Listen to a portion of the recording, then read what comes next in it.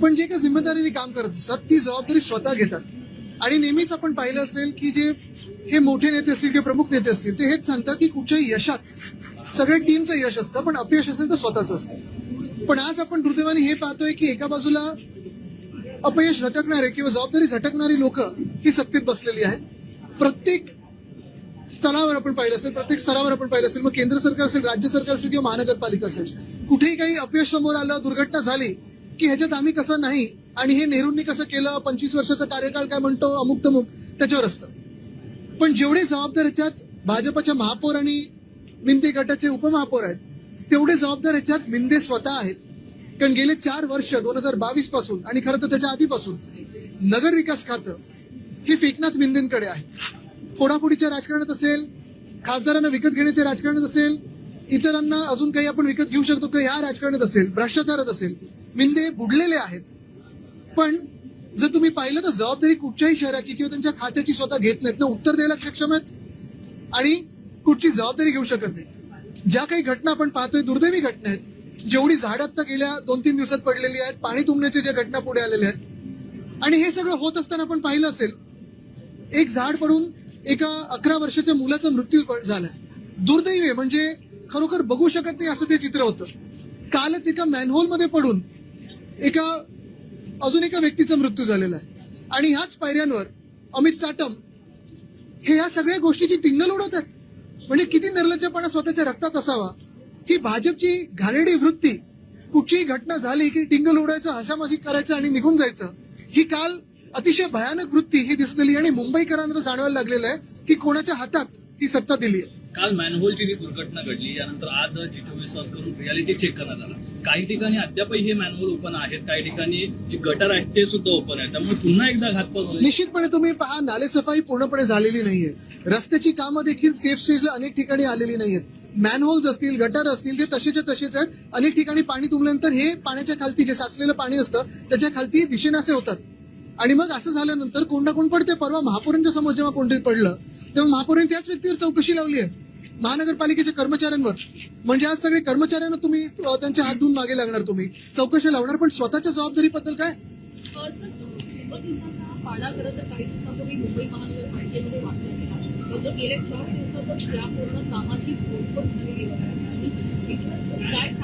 100 दिवसात फक्त 100 खोके प्रत्येक खात्यात घ्यायचे एवढं त्यांनी ठरवलेलं आहे. पण पोलखोल म्हणजे आपण पाहिलं असेल हे मुंबईकरांचे हाल. आणि मग काल अमित चाटम यांनी केलेली मुंबईकरांची टिंगल आणि जे 2 व्यक्ती गेल्या त्यांची टिंगल जी केली ही अतिशय भयानक आहे. खरं तर कालच त्यांना पदावरनं हकालपट्टी त्यांची झाली पाहिजे होती, पण भाजप आहे अशाच लोकांना प्रमोट करत राहणार.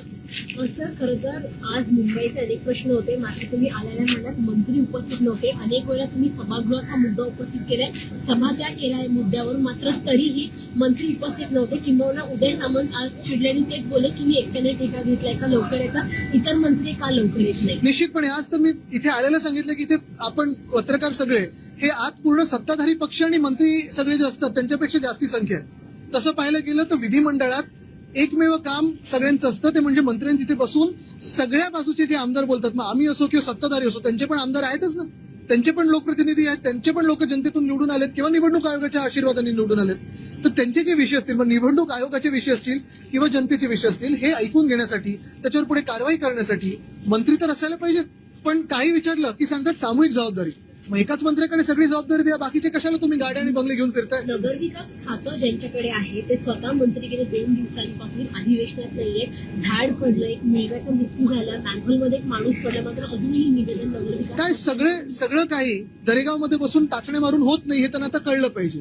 ठीक आहे, मुख्यमंत्री पदाच्या मागे लागलेले आहेत, ऑपरेशन देवेंद्र फडणवीस करत आहेत, खासदार विकत घेत आहेत, पण जी त्यांची मुख्य जबाबदारी आहे ती पहिली जबाबदारी म्हणजे जनतेला उत्तर देणं, लोकप्रतिनिधींना उत्तर देणं ह्या विधिमंडळात बसून, आणि तिसरं म्हणजे ज्या महानगरपालिका त्यांच्या अखत्यारीत येतात किंवा त्यांच्या खात्याच्या अखत्यारीत येतात, खातं म्हणजे पैसे खाणं नाही, काम करणं असतं, ते त्यांनी समजून घेतलं पाहिजे.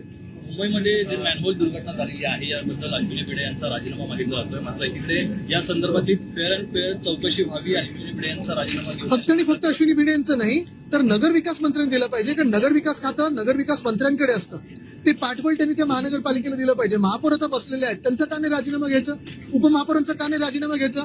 जर तुम्ही पाहिलं असेल गेले 2-3 वर्षापूर्वी म्हणजे हे निवडणुका व्हायच्या पूर्वी जे घटनाबाह्य मुख्यमंत्री मिंदे हे फिरत होते, ग्रीन कार्पेट घालून नालेसफाई करत होते. आता कुठे गेले ते ग्रीन कार्पेट? आता कुठे गेलं हे सगळं शोबाजी तुमची? आम्ही 25 वर्षाचं तुम्ही पाहिलं असेल, प्रत्येक पावसाच्या पूर्वी, मान्सून पूर्वीच्या बैठका घ्यायचो. कुठे पाणी साचू शकतं, कुठे पंप लावले पाहिजेत, कुठे काय काम झालं पाहिजे, आणि नसेल तर ती जबाबदारी देखील आम्ही घ्यायचो. असं पळायचो नाही आम्ही. हायकोर्टामध्ये सरकार विरोधात घोषणाबाजी करणाऱ्यांना एक केस चालू होती. याबद्दल न्यायाधीशांनी वक्तव्य केलेलं आहे की भाजप ही भ्रष्टाचार मुक्त करण्याची मशीन आहे. बरेच स्टेटमेंट अशा न्यायाधीशांमुळे जे बिनधास्तपणे बोलतात त्यांना खरोखर सलाम, कारण त्यांच्याचमुळे ही लोकशाही थोडीफार काही टिकून राहू शकते. एकनाथ शिंदे यांच्या शिवसेनेत निवडणूक होणार आहे. 2003 नंतर ते म्हणतात की आमच्याकडे निवडणूक होणार आहे. स्वतः एकनाथ शिंदे जे मुख्य नेते आहेत ते देखील या निवडणुकीला सामोरे. काय मिंदे गटात काही होऊ शकतं, पैसे दिले जातील, चांगले अनेक अपक्ष पण उभे राहतील, पैसे खातील, गप्प बसतील. मिंदे गटाचं ही काही सर्कस चाललेली ना, ही सर्कस तशीच राहू द्या. पण जे काही काम करायचंय ते काम आपण त्यांच्या हातून कधीच करू शकणार नाही, कारण ते अकार्यक्षम आहे, ते त्यांना पण माहिती आहे. उद्धव ठाकरे यांनी देखील जाहीर केलेलं आहे की रामाच्या निमित्तानं माती जी आहे ती प्रत्येकाने केली आहे. त्यांचं असं म्हणणं आहे की 2019 नंतर हिंदुत्व हे ठाकरेंनी का सोडलं? मला वाटतं आम्ही 2018 मध्ये अनेक वर्षानंतर जिथे भाजप हा अयोध्येचं राम मंदिर बद्दल पूर्ण प्रश्न विषय विसरून गेलो होतं, 2018 मध्ये आम्ही पहिले गेलो आणि तिथे घोषणा दिली, पहिले मंदिर फिर सरकार. भाजपाला आठवण करून दिली. तेव्हा आम्ही इथे छत्रपती शिवरायांची पावनभूमी शिवनेरी त्या किल्ल्यावरनं माती घेऊन गेलो होतो अयोध्येला, एक भावना म्हणून, मनात एक विचार घेऊन की इथून जेव्हा छत्रपती शिवरायांची च्या भूमीतून जेव्हा माती तिथे जाईल, मुठभर माती जरी असली तरी ते मंदिर बनून राहील. तसंच बरोबर एका वर्षानंतर आपल्याला माहितीये सुप्रीम कोर्टाने निकाल दिला रामलल्लाच्या मंदिरासाठी. भाजपने निर्णय घेतला नव्हता. आम्ही सांगत होतो अध्यादेश काढा, कायदा बनवा, पण ते करायला हिंमत नव्हती. सुप्रीम कोर्टातून निर्णय आला आणि त्याच्यानंतर हे राम मंदिर बनलं. 2019 साली जेव्हा उद्धव साहेब मुख्यमंत्री झाले तेव्हा पण पहिली आम्ही जी व्हिजिट केली ती तिथे अयोध्येत राम मंदिराला केली. आमच्यासोबत काँग्रेसचे पण आमदार होते काही. आणि नंतर आपण पाहिलं असेल हे जे काही नवीन मंदिर बनलेलं आहे, तेव्हा तर उद्घाटनाला आम्हाला बोलवलं नव्हतं. आम्ही काळाराम मंदिरला गेलो, तिथे आम्ही आमची आस्था दाखवली. पण मुख्य गोष्ट ही आहे की तुम्ही हिंदू असाल किंवा नसाल, तुमचा देवात विश्वास असेल किंवा नसेल, पण कोणी एवढं मोठं भाजप एवढं पाप करणार नाही की ज्या राम मंदिरावरनं राजकारण केलं, भाजपने दंगली घडवल्या, सगळं काही केलं, आज सत्तेत बसले, त्याच राम मंदिराच्या दानपेटीतून तुम्ही पैसे काढणार आणि खासदार विकत घेणार. एवढं मोठं पाप कोणी करू शकत नाही, नास्तिक व्यक्ती पण करू शकत नाही.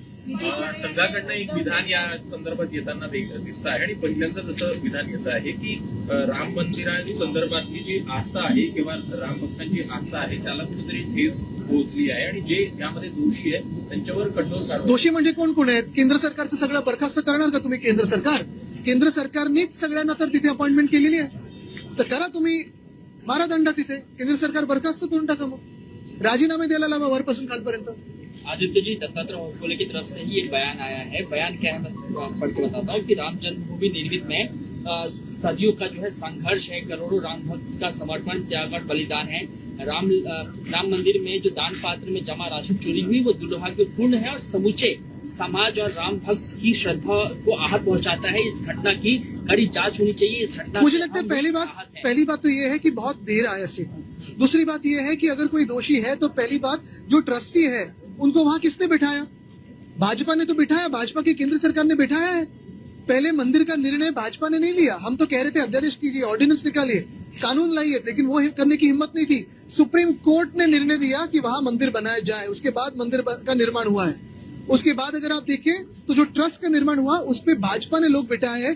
क्या ये जिन्होंने कहा है जी होसबड़े जी ने, वो भाजपा के केंद्र सरकार को बर्खास्त करेंगे?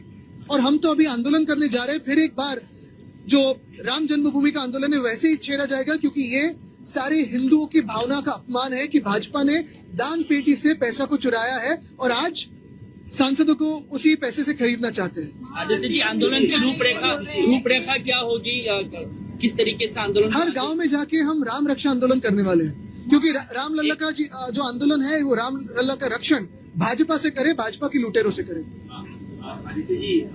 आज तुम्हें ये जो चल रहा है जैसे कि महाआरती के ऊपर में मुद्दा उपुल किस प्रकार का निर्देश डाले जी? देखो, कचरे के मैंने पहले ही कहा है, मैं कचरे को जवाब नहीं देता. कचरे की जिम्मेदारी म्युनिसिपल कॉर्पोरेशन की है, वो संभाल लेगी. फिर भी जिस प्रकार से वो कह रहे हैं मतलब कितना योग्य है ये बताइए ना, कितना योग्य है? मैंने एक शब्द से कहा है ना, कचरे को मैं जवाब नहीं देता. बारिश के बाद बदहाली सामने आ रही है। मुंबई अहमदाबाद जो वेस्ट हाईवे है वहाँ पर गड्ढे के कारण 2 गाड़ियां बिल्कुल, फंसी हुई है। बिल्कुल। और इंफ्रामैन या इंफ्रास्ट्रक्चर को लेकर दावे किए जा रहे हैं, उसको लेकर क्या मैं बहुत सालों से कहते आया हूं कि मुझे आज पिछले 10 सालों में एक नेशनल हाईवे दिखाइए जो पॉटहोल फ्री हो। अभी सिर्फ यही थोड़ा शक है कि उस हाईवे में इथेनॉल का कितना इस्तेमाल किया गया है, उसी पे आप थोड़ा ध्यान दीजिए। आदित्य जी, एक सवाल बोल सकती है 100 गाड़ियां गड्ढे के कारण पंचर हो रही है। वही तो, वो गड्ढा और रास्ता बनाने में कितना इथेनॉल का इस्तेमाल किया है वो जरा देखिए ना, इथेनॉल है कि नहीं? आदित्य जी, क्योंकि जो मंत्री महोदय है वो अपना काम छोड़ के इथेनॉल बेचने में लगे हुए हैं।